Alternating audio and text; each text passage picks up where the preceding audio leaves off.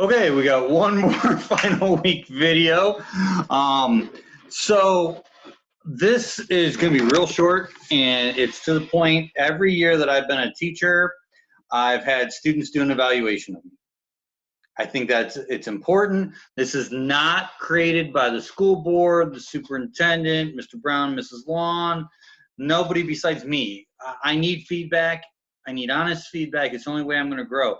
And I have copies of every evaluation that students has done from me or for me in the classroom since my first year. So it's like 14, 15 years of evaluations. And I mean, some say you'll get person A that says one thing, person B that says the opposite. So, I mean, it is what it is, but there's always a lot of good information. When you're filling this out, if you choose to fill it out, you can choose to fill out whatever you want. The more, the better. It helps me grow. I would hope that you would be honest, but fair. I hope I've been honest and fair with you. If you, as I always say, if you want to use this as an opportunity to show me what new swear words you learned, I'm going to ignore your evaluation. It's not going to matter to me. No offense, because it's the delivery of it. A lot of times it's a delivery of things and not actually what you say. It's how you say it. So real quick, just so that you get a basic understanding, it's going to be shared on obviously a Google form this year instead of a hard copy. It has 3 sections.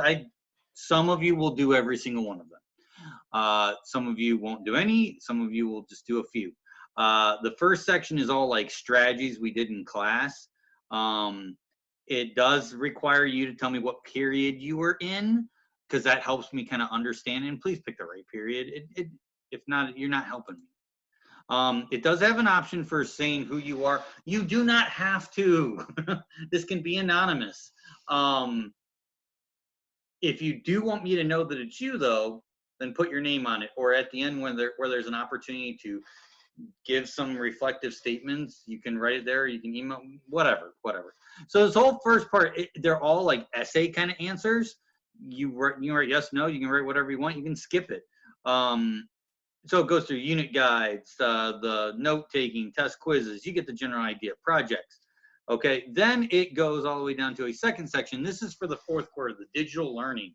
So I tried to come up with some different questions that might help, like the weekly email I've been sending out and the posting of work on Google Classroom. I know not everything's perfect. So, and don't just say, oh, this teacher did it. No, what do you think would work best for you moving forward? The lessons that I did I'm not completely versed on all the iPhone kind of stuff, but I'm doing the best I can. I think they've been pretty good. The Zooms, I know some people didn't like them. Some people never attended. Some were meant to help out. Some were meant to teach. I don't know if there's something I can do better. Tell me. And 16 is actually required because there's a high probability we could be doing digital learning next year. Have no idea what form that will be, but chances are it'll be a little bit different than it is today, with maybe required more time throughout the day, things to be done on time, actual grades on things instead of just completion.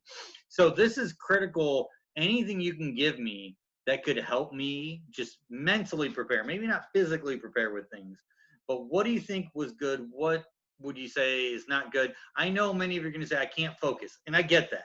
I can't focus very much either. What could I do to help then? Any ideas that you have?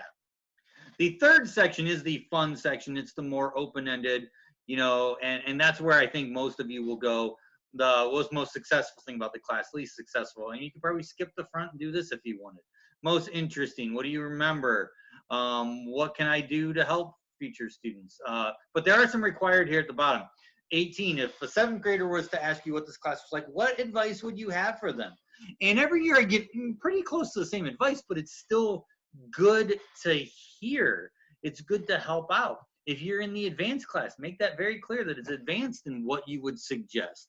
I always have fun with the what is your favorite tie of the year. I broke one out, the rubber chicken today. I don't really expect you to remember them all, but you might have a favorite one. It's always fun for me to see what you remembered. 20, there's always catchphrases I do. I know I say it is what it is all the time, and I'm sure I have catchphrases. Anything that not your chance to make fun of me in a mean way, but if there's something silly, excuse me, that you want to draw a reference to, it's all good. I'm going to take it as a positive. What are some things, eighth graders, lives, like things that I didn't use in the class this year that you think I should have? 22 is what I used for the first day of school the next year. Describe this class in one word. Please do that. And it doesn't have to be positive. I hope that it is. But it can be negative.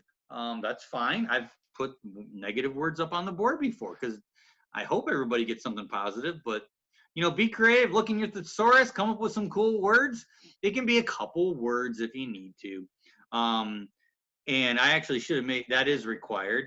And then at the end, there's an open area. And this is where sometimes students will kind of write me a note.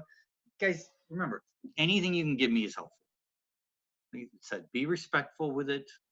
This is not a chance for you just go, I hate Matheson, I'm going to do what I haven't gotten many of those over the years. Mostly the times the kids that want to say negative just don't even fill out the form. So if anything is confusing, let me know. There should only be like 4 or 5 that are required, and you could, if you don't want to answer it, then put something, just put a letter so that you can move on. I hope that you complete it. And I hope that you feel like you've been part of the process in this class, because that's important to me. We talk about democracy, you should be involved. Okay, tried to keep it short. Let's go ahead and stop recording. Thank you very much for anything that you can give me.